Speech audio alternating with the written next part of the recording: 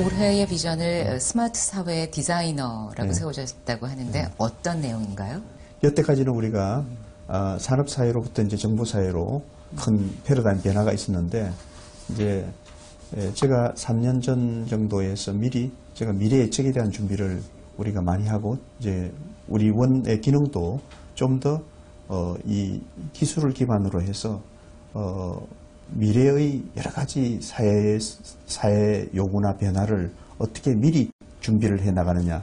그렇게 준비해 나가는 나라가 앞으로 세계를 이끌어갈 거다라는 생각으로 이러한 변화를 위해서 어떤 정책과 제도가 필요하고 또 새로운 기술을 가지고 사회의 요구에 부응해 나가느냐 하는 것을 계속 준비를 해왔습니다. 산업화는 뒤졌지만 정부화는 앞서가자라는 슬로건으로 이것을 확산하기 위한 노력을 해왔고, 거기에 우리가 상당히 성공한 나라로 분류가 됩니다.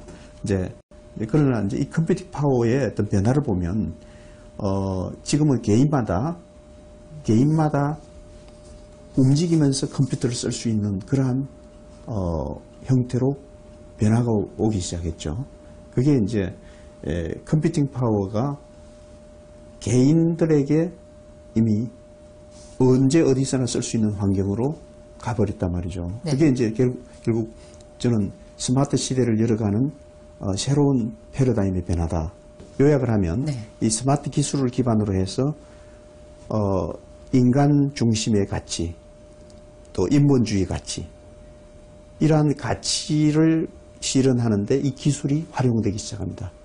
그래서 그러한 방향으로 갈 수 있도록 우리가 여러 가지 그 여건을 만들어 가는데, 그러한 것을 우리가 스마트 사회 그리고 여건을 미리 준비하고 열어가는 역할을 스마트 사회의 디자이너라고 저는 생각하고 있고, 그래서 한국정보화진흥원은 이제 우리가 정보사회를 넘어서 IT를 활용해 가지고 전반적인 사회 문제 해결과 전체적인 사회의 그 패러다임의 변화를 이끌어낼 수 있는 그런 역할을 하도록 해야 된다.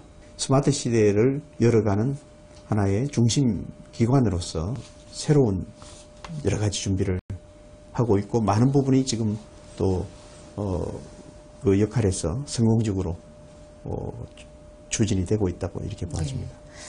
그 원장님께서 공부하신 거는 학부에서는 영어를 하셨고 정치학, 그다음에 행정학 박사를 하셨는데 이렇게 정보화 부문의 일에 뛰어드시게 된 계기가 있으세요? 예, 제가 이제 미국 유학 시절에 이제 그 여러 가지 이제 활동을 많이 했는데, 물론 제가 석사 과정에서는 정치학 석사를 했고, 그 당시에 PC가 처음 나왔습니다. 그래서 PC를 제가 이제 그 컴퓨터 쓰기 전에 타이프라이터로서 논문도 쓰고 이제 하다가 바로 또 PC, 그러니까 과도기적인 시절을 그때가 막 시작되던 즈음이었군요. 예, 그래서 PC를 처음 보고 굉장히 놀라움을 금치 못했는데, 이제 마침 또 제가 이제 그 조지아 대학에서 발드윈 데이터 어널리시스 센터에 잡을 갖게 됐어요. 그래서 거기에서 여러 가지 이제 그 PC 랩을 만드는 역할을 했고요.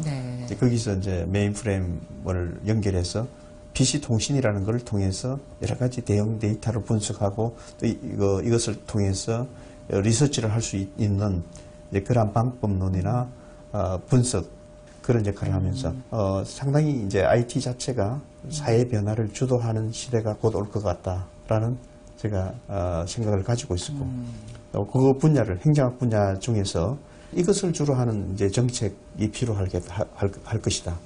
그리고 정부가 이 IT 기반으로 새로운 정부의 역할이 변화할 것이다.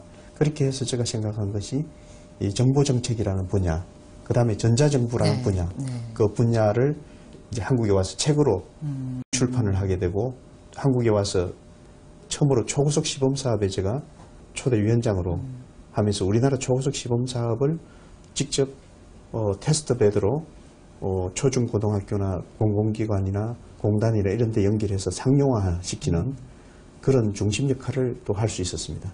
그래서 꾸준히 그 당시에 애틀이 전자통신연구소였습니다만 그쪽하고 이제 그 기술과 정책을 접목시키는 이제 그런 역할을 하면서 우리나라의 새로운 90년대 초반에 변화를 이끌어갈 수 있는 새로운 경험이 있었고, 이제 그런 과정에서 IT가 어떻게 활용되어야 할 것인가, 또 얼마나 또 이것을 쓰지 못하는 분들의 그 여러 가지 한계, 이런 부분을 어떻게 뛰어넘을 것인가, 이런 그 여러 가지 연구들을 해왔습니다. 예. 그러니까 그런 공부하시고 또 경험하셨던 게 우리나라의 이 국가 정보화, 전자정보 만드는 데 큰 역할을 해오신 건데요. 현재 우리나라의 이 정보화 정부, 스마트 정부의 수준은 어느 정도에 이르러 있는 건가요? 그 행정정보화라는 단계에서 이 전체가 정부의 여러 가지 업무가 서로 통합되고 연계되고 프로세스가 변화하면서 새로운 행정 혁신이 IT 기반으로 일어나는 것이 결국 전자정부거든요.